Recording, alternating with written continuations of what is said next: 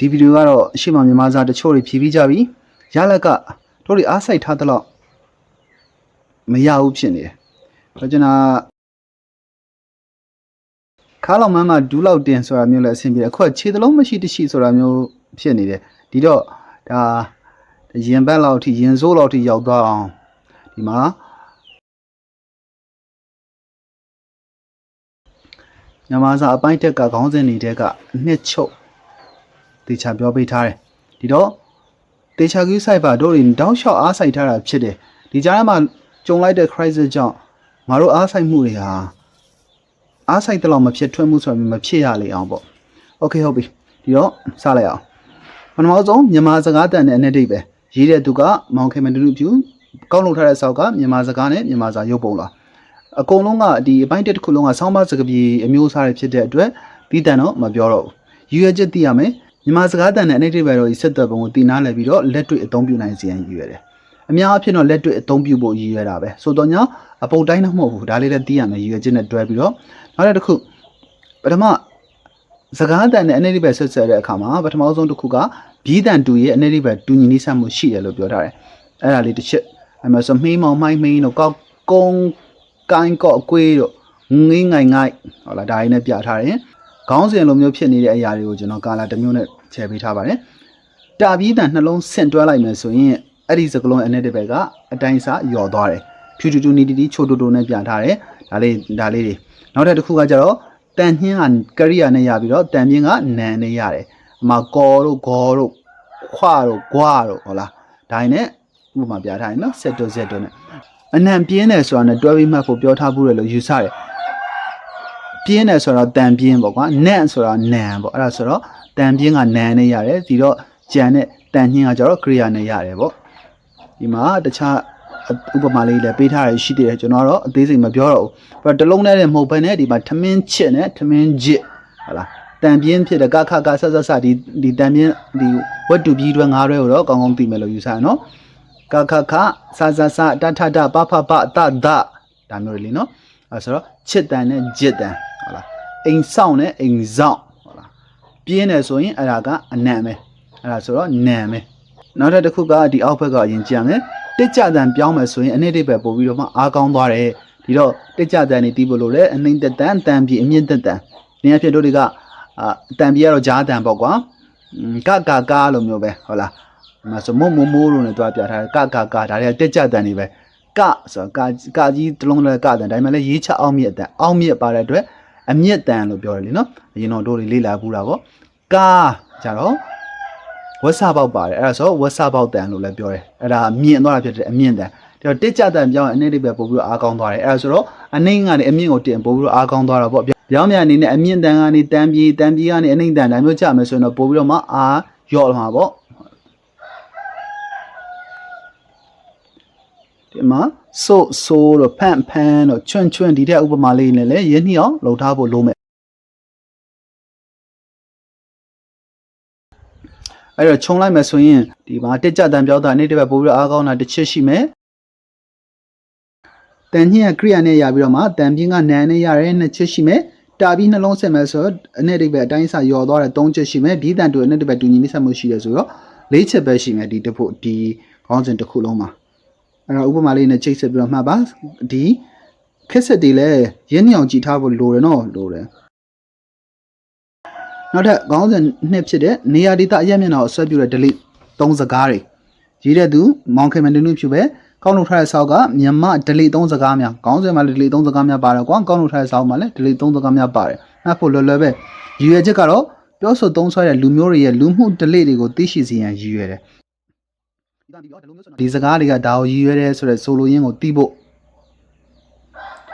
ဒီမှာဆိုရင်နေရာဒေသလို့ပြောတဲ့အတွက်မြေပေါ်မှာရှိတဲ့ဒေသတွေအရက်မျက်နှာဆိုတော့အရှိနောက်တောင်မြောက်ပေါ့ကွာအထက်အောက်ပိုင်းလည်းပါအောင်မယ်ပေါ့ဥပမာလေးပြထားတယ်ကန်းကုံလန်းကုံဒါဆိုရင်ကန်းတို့လန်းတို့ဆိုတာဒီမြေကြီးပေါ်မှာရှိတဲ့အရာတွေကုံတယ်ပါညာဆိုတော့ပစ္စည်းတစ်ခုကုံတာနဲ့တာတွဲပြီးတော့မှတုံးထားတ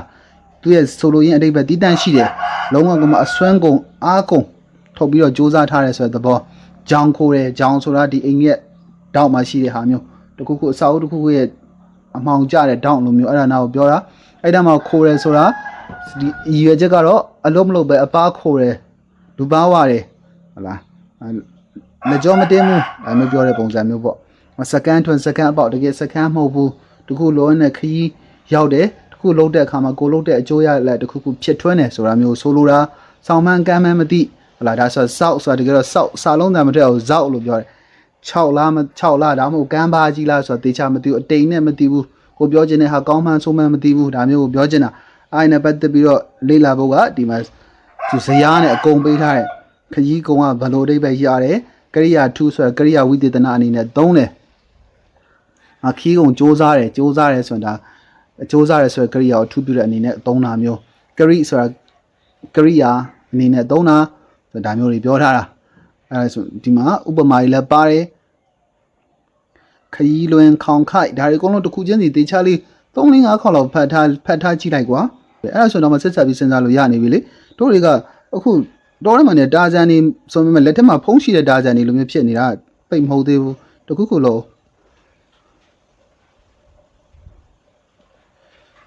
့ဟုတ်ပြီအဲ့ဆိုတော့ချုပ်ပေးတဲ့ဟာတွေဒါတွေတော့ကျွန်တော်စင်မပြောတော့ဘူးဘောင်းစင်3ဖြစ်တဲ့ဘန်းစကားများပေါ်ပေါက်လာပုံကွာရေးတဲ့သူကလှသမိန်ဖြစ်တဲ့ကောင်းလို့ထားတဲ့စောက်ကမြန်မာစာပေအစီနဲ့ဆိုတဲ့စောက်ကကောင်းလို့ထားတယ်ရွေးချက်ကကြတော့လူပေါင်းများစွာတို့ကနီးမျိုးစုံတင်စားသုံးလုံးချင်းကိုသိရှိပြီးအသုံးချပြောဆိုနိုင်ဖို့ရည်ရွယ်တယ်လို့ပြောတယ်โอเคဇာသားရဲ့အကြောင်းအရာကိုကြည့်မယ်ဆိုရင်ပထမဆုံးရှေ့သုံးပေါ်ရနာစကားတွေရှိတယ်ပေါ်ရနာစကားဆိုတဲ့တော့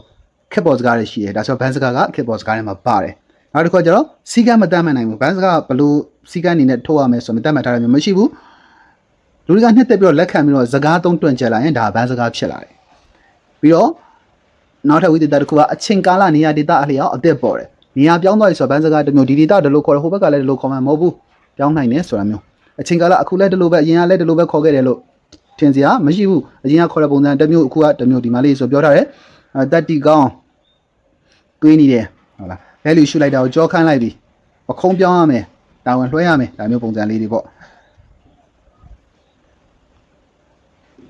့ဘန်းစကားဖြစ်တဲ့အတွက်ဒါဒီစာရေးသားထားတဲ့အချင်းကဘန်းစကားတွေနဲ့အခုခက်သုံးတဲ့ဘန်းစကားတွေကွဲမယ်တို့တွေစမ်းပွဲမှာဖြည့်စွားမှာဟာဒီနေ့ခက်ဖြစ်တဲ့ဒီနေ့ခက်ကာလနဲ့ကန့်ညီတဲ့ဘန်းစကားတွေလည်းပါလာနိုင်တယ်ဒါတွေကတော့တော်တော်များများလဲလူငယ်တွေပဲပေချပေါက်အစ်တွေတော့အကုန်လုံးအမိတောင်မဟုတ်ဘူးချိမှတော့မှရောက်နေတဲ့သူတွေရှိကောင်းရှိလိုက်မယ်လို့ယူဆပါတယ်โอเคနောက်ထပ်အရေးကြီးတဲ့တစ်ချက်ကကာလကြာမြင့်၍အသုံးများလာတဲ့အခါမှာဘန်းစကားအဖြစ်ကနေအနေထိုင်၍3ရိုး30စကားဖြစ်လာတယ်အဲဆိုဘန်းစကားကနေ3ရိုး30စကားဖြစ်လာတယ်ဘယ်အချိန်မှလဲဆိုတော့ကာလကြာမြင့်ပြီးတော့မှအသုံးများတယ်โอเคဒီမှာဒီမင်းသမီးဒါကတော့ဇက်တပင်လောကခေါ်တာပေါ့ကွာမင်းသမီးကိုဘလက်ပြန်ဖုန်ကြီးကိုယောပနဆောင်းကိုကောက်ဒါတွေဆိုရင်ဒီထက်မှလေးလာထားမှသိမယ်ကိုအပြင်မှာလည်းဖတ်ဖူးမှတ်ဖူးတာရှိမှသိမယ်ဆိုတော့အပြင်ကဖတ်ဖူးမှတ်ဖူးတာကိုခဏထားလိုက်အောင်လောလောဆယ်ဒီထက်ကပါတော့တေချာပေါက်သိရမယ်ခုရှိဘန်းစကားတွေကလူကြီးနဲ့ပြောတဲ့အခါကျရင်သူတို့ရဲ့အချိန်ကာလနေရာဒေသပေါ်လိုက်ပြီးတော့မှမတူကွဲပြားဖြစ်တဲ့အတွက်နားလည်မှုလွဲတာတွေနားမလဲတာတွေဒါမျိုးတွေဖြစ်တတ်တယ်အဲ့တော့လူကြီးနဲ့ပြောရင်တော့ဒါမသုံးသင့်တဲ့အရာလို့သတ်မှတ်ထားတယ်ဆိုတော့ညာသူ့ရဲ့ကောင်းကျိုးကတော့ဒါဘာသာစကားဝေါ်ရအရာကိုတိုးပွားစေတယ်ဆိုပြီးတော့ဒါသမင်ကဆိုထားတယ်ဒါလေးလည်းသဘောပေါက်အောင်မယ်ဒါတွေဆိုဒီထက်မှဒါပြေးလို့ဆရာအကြောင်းဘာရှိတော့နောက်တစ်ခုကအသွင်ကွဲမြန်မာစကားများဆရာမောင်ခင်မဲနုပြပဲရေးတယ်မြန်မာစကားမြန်မာစာရုပ်ပုံလွှာပဲကောင်းလို့ထားတယ်ရွေချက်ကတော့အသွင်ကွဲမြန်မာစကားအကုန်လုံးကအတူတူပဲတန်းတူရည်တူပဲဘသူကအဆင့်မြင့်တယ်ဘသူကအဆင့်ညံ့တယ်ဆိုတာမရှိဘူးအဲ့ဒီမျိုးအတူတူဆိုတာတီးဖို့ပြီးတော့မှအဲ့လိုတီးပြီးတော့မှလူမှုရေးနယ်ပယ်မှာအသုံးချနိုင်ဖို့လို့ပြောတယ်ဒါကတော့ဒီလိုကွာကိုကတော့ဒီနယ်ပယ်မှာဒီလိုစကားပြောကြတယ်ဆိုရင်အဲ့ဒါကိုနားလေပြီးတော့မှကိုကလည်းအဲ့ဒီလေးသိမ်းကိုလိုက်ပြီးတော့မှတူပါပြီးပြောတဲ့အခါအရင်ကြီးဟန်လို့ဖို့ပြောတာမျိုးတော့မဟုတ်ဘူးကွာဒါကြလည်းပြောင်းသူတော့တလို့ဖြစ်ပြီးတော့မှရိတ်ပေါက်တွေဖြစ်သွားတော့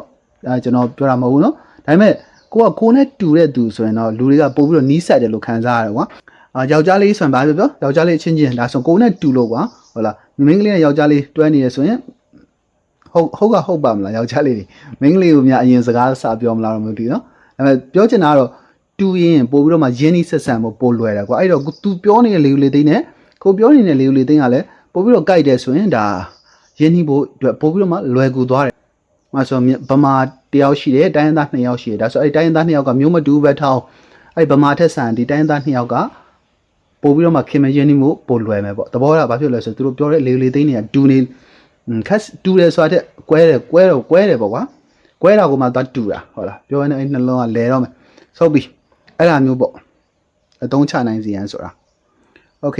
ဒီမှာဘာလေးနဲ့စာထားလဲဆိုတော့သူ့ရဲ့ဆရာကသူ့အတွေ့အကြုံလေးပကံသွားတော့ကဒုံမီလို့ခေါ်နေလက်နေတံမီကိုနားမလဲတဲ့အကြောင်းဒါလေးငါလေးစာထားတယ်ပြီးတော့မှ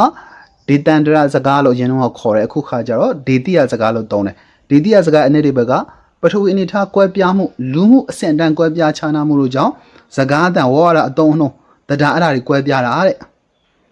အဲ့ဒီကွဲပြားတဲ့ဘာသာစကားအသွင်ကွဲပေါ့ကွာပြီးတော့မှအဲ့လိုမျိုးကွဲပြားတဲ့သူတွေဆိုရင်အများပြင်ရခိုင်တို့ထဝဲတို့မြိတ်တို့တောင်ယိုအင်းသားဒနုရောဒါမျိုးတွေပေါ့ရခိုင်ဆိုရင်ရခိုင်တို့ရောလို့ဆိုတာတို့နဲ့ဒါထိတွေ့ဆက်ဆံနေတဲ့ဟာတွေပဲလीပြီးတော့မှဒီထဝဲတို့ဘိတ်တို့ဆိုတာမြန်မာနိုင်ငံအောက်ပိုင်းက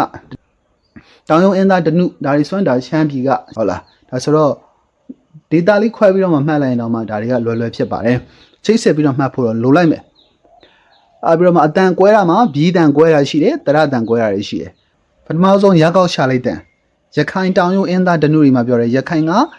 ရေကိုရီလို့ပြောတယ်ဖြူကိုဖရူလို့ပြောတယ်ဒါဆိုတော့ဒါလေးကလည်းဒါ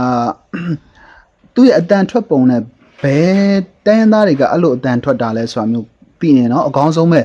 တောင်ယုံစကားမှာဆိုရင်ရေကိုရေလို့ပဲပြောတယ်အပြာကိုအပရာဟုတ်လားပြီးတော့မြေကိုမရေ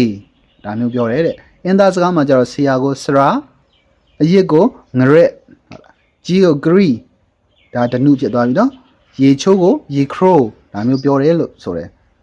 ဒီတော့3-4ခေါက်လောက်ဖတ်ထားပေါ့3-4ခေါက်လောက်ဖတ်ထားပေါ့ဟိုဘက်မှာလည်းအဖြေကပါပြီးတော့ကိုကသဆင့်သေးချာဖတ်ပြီးတော့မှရွေးချယ်ရမယ့်အနေထားလေးနောက်ထပ်ဘီးတန်ကွဲပုံဒုတိယတစ်ခုကလာဆွဲတန်နဲ့ပြောတယ်လာဆွဲဆိုအောက်ကလတန်ပါမှာပေါ့ကွာကြားကိုကလာကြီးတော့အဲ့လိုလည်းမဟုတ်ဘူးကွာဟုတ်တာကလာဖြစ်မှာပေါ့ပြန်ကို plan မြေကိုမလီချိုကိုချို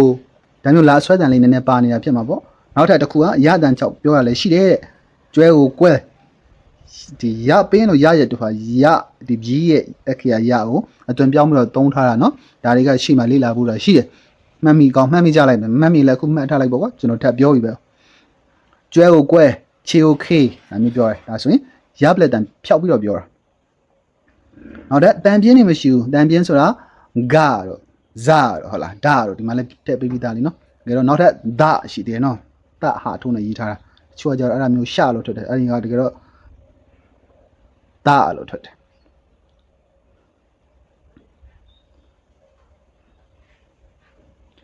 โอเคအဲ့တော့တောင်ရိုးမှာ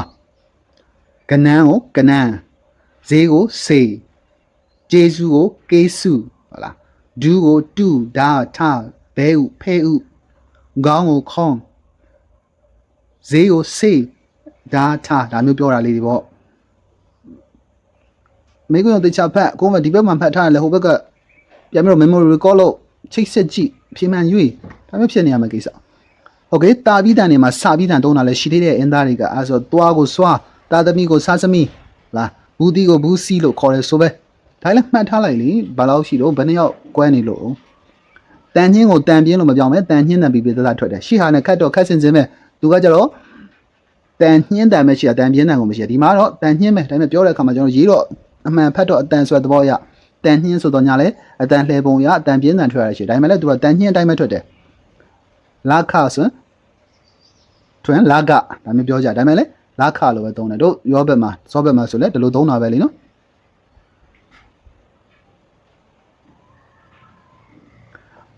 နိုစီဖန်စင်မီချစ်ဒါမျိုးသုံးတာ